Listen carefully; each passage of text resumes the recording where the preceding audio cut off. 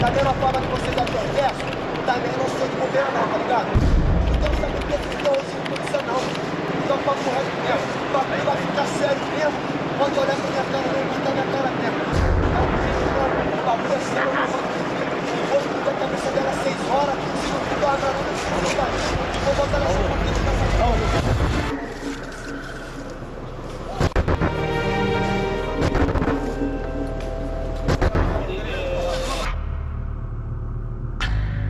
Já se passaram 15 anos do sequestro do ônibus da linha 174 e aquelas imagens ainda estão vivas na nossa lembrança. Parecia cena de filme e acabou mesmo virando um filme. Todos nós fomos testemunhas da morte trágica de uma jovem refém e do seu sequestrador. Eram exatamente 3 horas da tarde quando eu dei aqui na Globo News a notícia. Assaltantes estão mantendo os passageiros de um ônibus reféns no Jardim Botânico, zona sul do Rio de Janeiro. Eu e meus companheiros narramos ao vivo durante 4 horas a história de um homem, um ônibus e o drama dos passageiros. Não tem como esquecer. O país parou. Número de registro 51028, linha 174, Gávea Central do Brasil. O Arquivo N lembra esse trágico episódio que ficou marcado no histórico de violência do Rio. O 51028 é um ônibus velho com 8 anos de uso, já na hora de se aposentar. Mas foi o centro das atenções de todo o país durante 4 horas.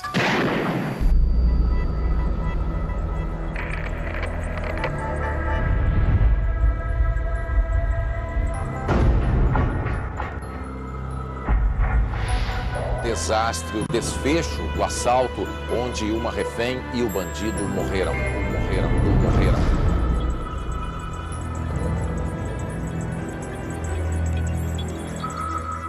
A gente ficou o tempo inteiro com aquilo no ar. Assim, a redação para, quem não está na redação volta para ajudar. Porque, assim, é um grande acontecimento num canal que é para dar a notícia, né? A gente ficou horas no ar também. Durante 4 horas e meia, o assaltante Sandro do Nascimento protagonizou cenas de terror ao manter 11 pessoas reféns. Chegando perto no elevado ali no Paulo de Fronten, o trânsito estava ruim pra caramba, aí veio um comboio do BOP, com sirene, caramba. Aí nós colamos atrás dele com o carro da reportagem e foi a nossa sorte, porque a gente conseguiu chegar rapidinho, a gente estava... Estamos vendo agora o ângulo em que ele está aparentemente ameaçando uma mulher. Estamos vendo a arma apontada para a refém. Eu ouvi ele falando assim, eu tenho 4 balas. Uma eu dou para você, outra eu dou para você, outra eu dou para você e outra é para mim. Estamos vendo agora de forma bem mais nítida, a mulher está presa por uma gravata, imobilizada pelo bandido. Ele está com uma arma. A mão direita dele está com uma arma apontada para a cabeça dela. Você está numa cobertura dessa, você fica até assim, uma certa tensão, tipo, gente, imagina se acontece um tiro, alguém morre ao vivo aqui com a gente dando aquela imagem, né? Então você tem uma coisa, tem um nervosismo, requer da gente uma atenção total, um foco total.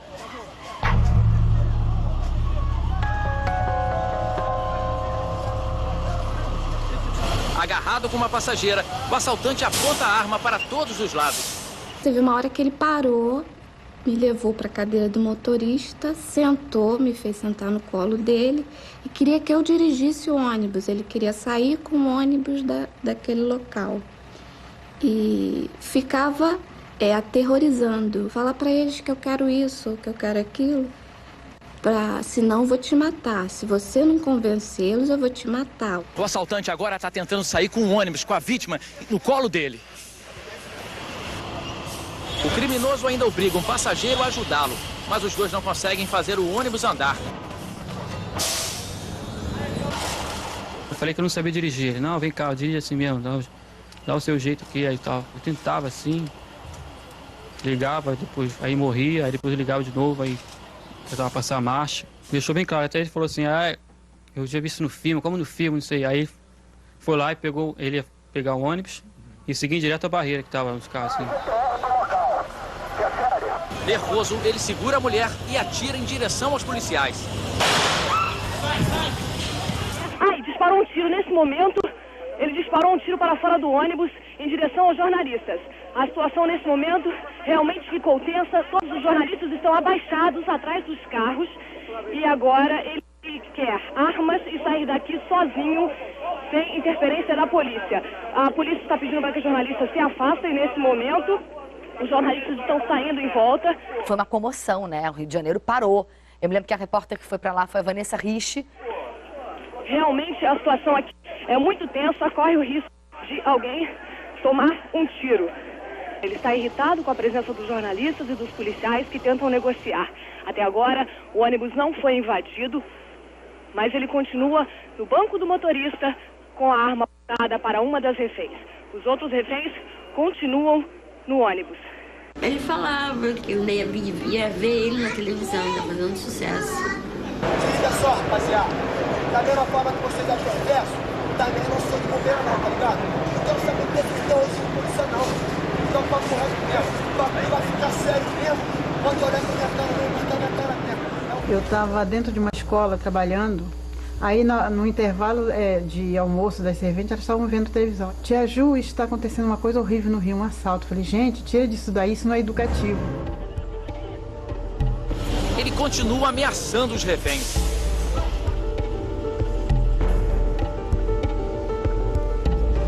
Uma das vítimas é forçada a escrever com um batom no vidro do ônibus que o assaltante está possuído pelo diabo. E eu me lembro que era assim, era o grande drama, né? Aquele cara indo a toda hora, escrevendo no vidro, aquela menina ali, aquele sufoco, como é que essa história vai terminar? Aí cada hora saía uma pessoa. Saiu um refém, tem um refém saindo, um dos reféns está saindo. Um dos reféns está saindo agora, nesse momento a gente pode ver agora, o refém saiu. Saiu um senhor, graças a Deus, saiu um dos reféns. Ele mudava de vontade, entendeu? Tinha hora que ele queria sair, tinha hora que ele falava que não ia mais sair, tinha hora que ele queria cumprir a pena num determinado presídio, porque ele estava com medo, ele tinha inimigo dos dois lados, da polícia, no tráfico, no crime, tinha inimigo de todos os lados e falava que não podia, que tinha que ficar num presídio sozinho, porque não podia. Mas antes ele tinha reivindicações, ele queria granada, Granada, revólver, antes era uma arma, depois eram duas armas, uma granada, depois duas granadas, depois ele pediu dinheiro.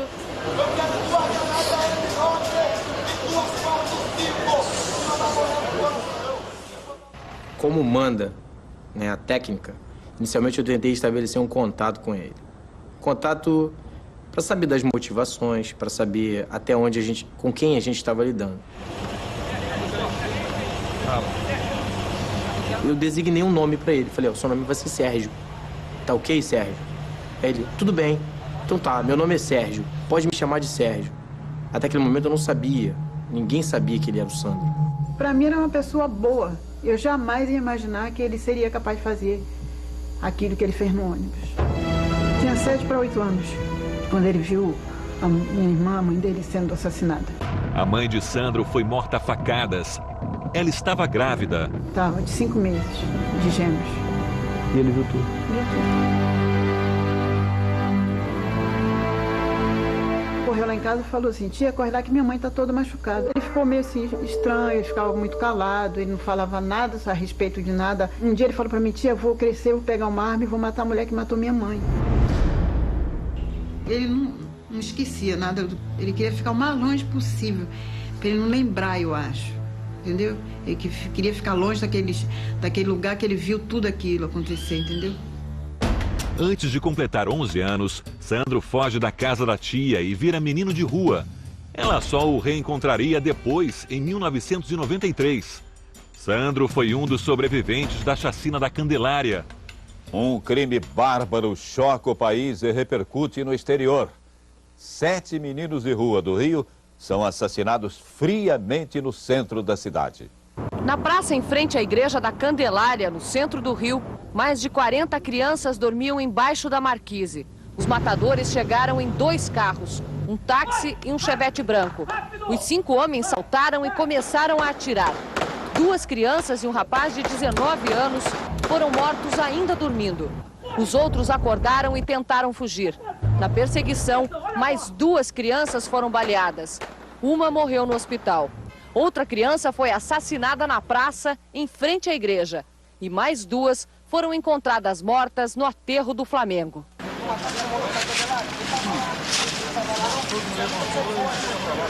Eu tive um contato com ele 2 meses antes do episódio do ônibus, quando ele veio me pedir um emprego. Disse pra mim, olha, Tivone, eu tô cansada dessa vida, não aguento mais, eu queria trabalhar, mas quem é que vai me dar emprego? A senhora olha pra mim e vê se alguém vai me dar um emprego. Eu não sei ler nem escrever, eu não tenho carteira de trabalho, eu nunca trabalhei, eu vou fazer o que da minha vida? A não ser isso que eu faço. Quem é que vai me dar uma chance? Ninguém nunca deu. E o que o Sandro é? O Sandro é um menino de rua, foi preso no Padre Severino várias vezes, que é uma instituição, teoricamente, de recuperação de menores. Você vai ver o que acontece dentro do Padre Severino, depois você me diz se eu estou defendendo ele ou não, certo? Foi preso em cadeias cariocas, que basicamente são lugares que cabem 10 pessoas e tem 70, quer dizer, isso justifica o crime? Isso não justifica o crime, mas isso explica o crime. Saiu mais uma refém, foi libertada nesse momento mais uma refém, a gente acompanha agora ao vivo. Tem casos dramáticos, como por exemplo a da Damiana, que perdeu a voz para sempre. Ela teve um derrame cerebral dentro do ônibus e por causa do trauma que estava sofrendo e, enfim, até hoje ela não fala mais. Várias vezes ele botou a arma para fora. O braço todinho para fora, ele botava o braço, botou a cabeça. Quer dizer, o policial de elite, esse pessoal assim, tudo de frente para ele, com a cabeça toda de um lado de fora. Por que não deram um tiro certeiro nele? Botou o braço no lado de fora e você tava com uma arma só. Um braço no lado de fora. Por que ele atirou no braço dele? Ele ia matar a pessoa se fosse com a mão. Um braço não teria como ele atirar. O sequestrador também usa a força para intimidar as pessoas. Enfia o cano do revólver na boca da refém e manda recado para a polícia. Vai matar se não tiver as exigências atendidas. Chega a fazer uma contagem regressiva.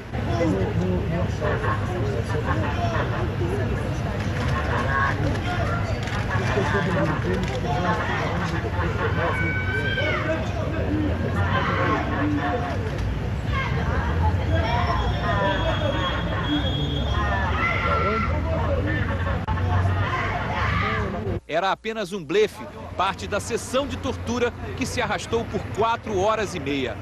Por boa parte desse tempo, a estudante Janaína Neves ficou com um revólver apontado para a cabeça, até que foi obrigada a se deitar no chão do ônibus.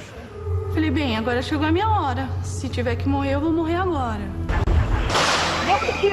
Deu outro tiro. A gente não sabe se foi numa refém ou não. A gente não sabe se foi numa refém ou não.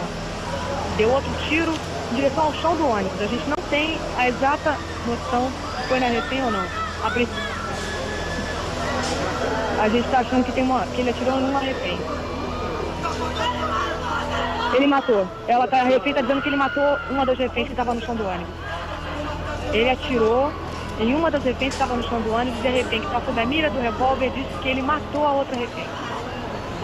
Houve um momento em que ele pediu pra gente compactuar com ele numa encenação, que ele disse que iria fingir que estava matando a Janaína. Foi a hora que ele deu o tiro. Nessa hora ele rolou ela no lençol, fez ela ajoelhar e botou o revólver do lado direito da cabeça dela, mas apontou pro chão e atirou. E ela mesma não estava vendo nada. E depois a gente acolheu ela, a gente ficou acalmando ela para ela fingir que estava morta.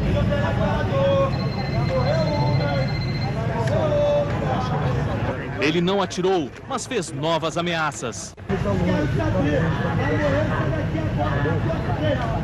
O bandido levou a refém para o fundo do ônibus e mandou que ela amarrasse um cordão no pescoço dele. O primeiro prazo dado pelo bandido acabou às 6 horas, mas os policiais o convenceram a continuar negociando. 6h30, a negociação não deu resultado. O bandido foi mais uma vez para a frente do ônibus junto com a refém.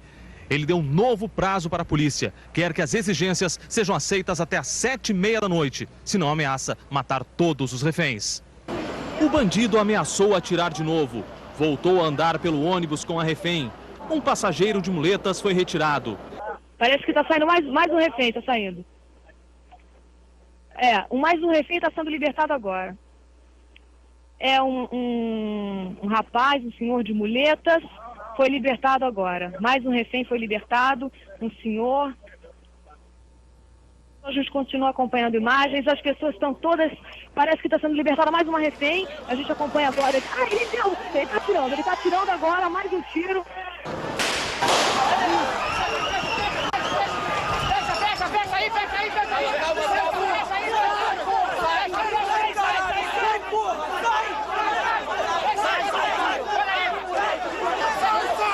Fecha aí.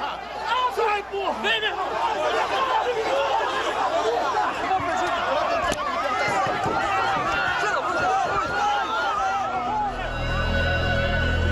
Alguns reféns estão se abraçando lá dentro porque foi uma experiência que a gente pode dizer muito próxima da tortura.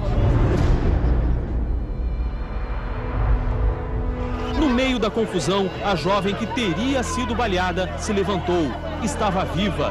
Ele me pegou, daí ele fez eu escrever no vidro.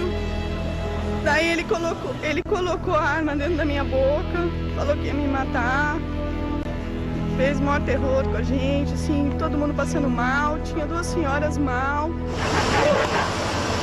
Ele simulou que ele tinha me matado, entendeu? Ele atirou. Então, eu imagino. Então, era eu.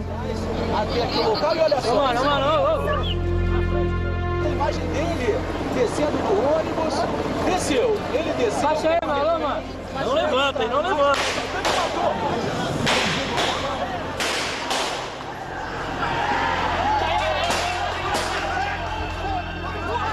O bandido e a refém que desceu do ônibus com ele foram levados para o hospital. Sai, porra! Vem, meu irmão!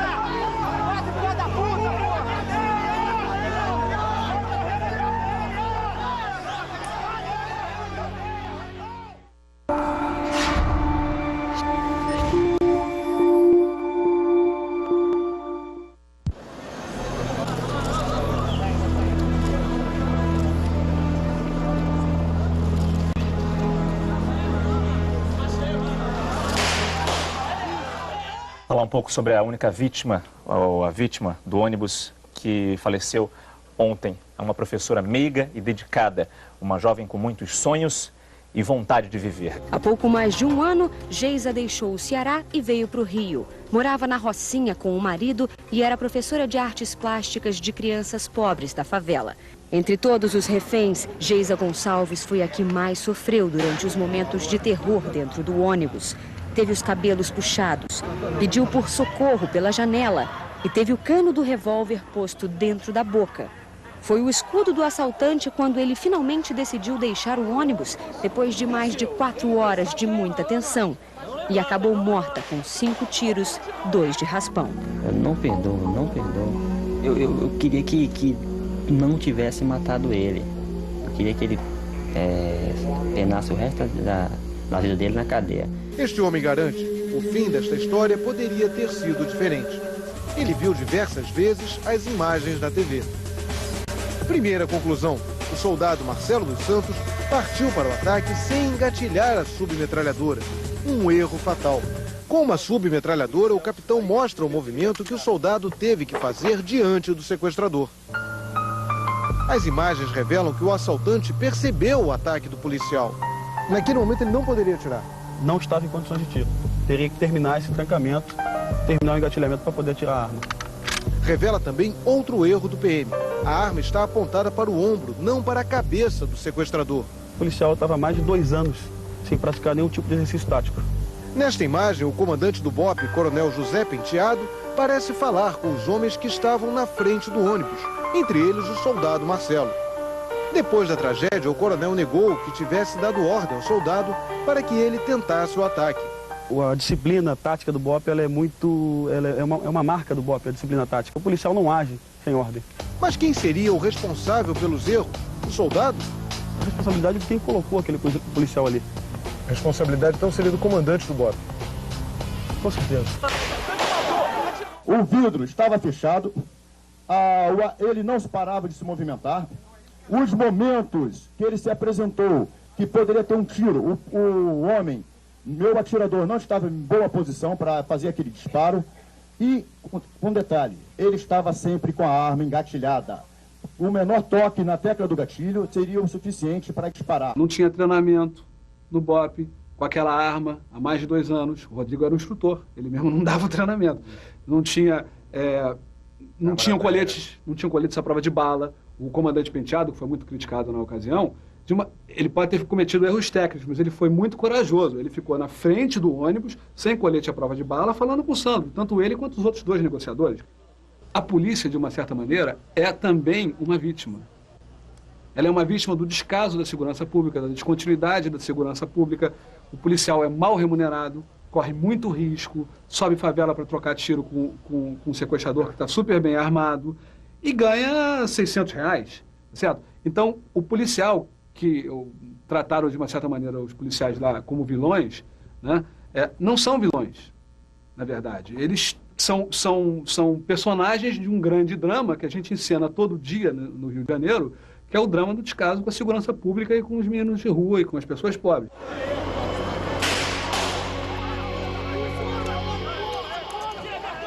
Cinco policiais, um capitão e 4 soldados que acompanharam o bandido no camburão da polícia até o hospital estão presos no batalhão acusados de homicídio. O soldado Marcelo Santos, que atirou contra o assaltante, não foi detido. Ele foi afastado do trabalho nas ruas até que terminem as investigações.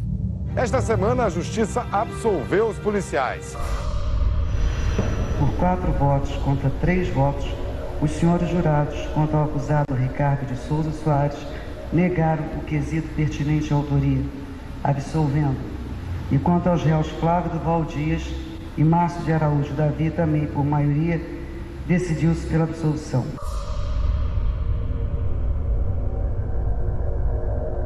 Os jurados entenderam que o Sandro morreu de qualquer outra coisa que não de asfixia. Isso a gente tem que parar e pensar. Porque senão nós vamos voltar à barbárie.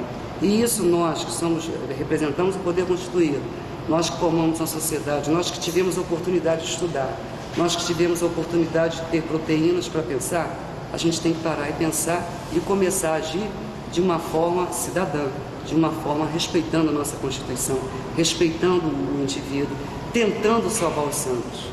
Quer dizer, não é uma bandeira do Sandro, mas é uma bandeira dos Sandros. Incomoda nós ver essas crianças abandonadas, nos incomoda ver os adolescentes abandonados, nos incomoda ver um povo inculto, nos incomoda tudo isso, incomoda até nós aceitarmos uma coisa assim muito pacífica de que o Sandro merecia morrer.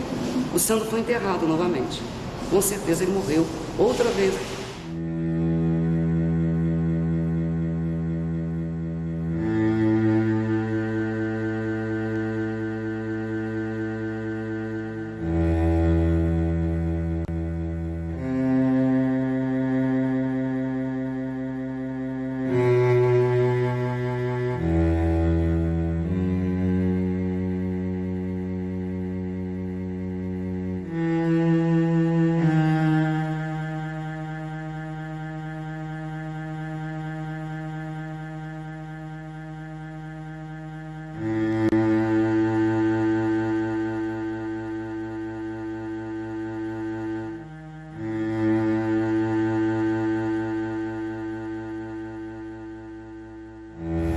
Sandro é um exemplo dos meninos invisíveis que eventualmente emergem e tomam a cena e nos confrontam com a sua violência, que é um grito desesperado, um grito impotente.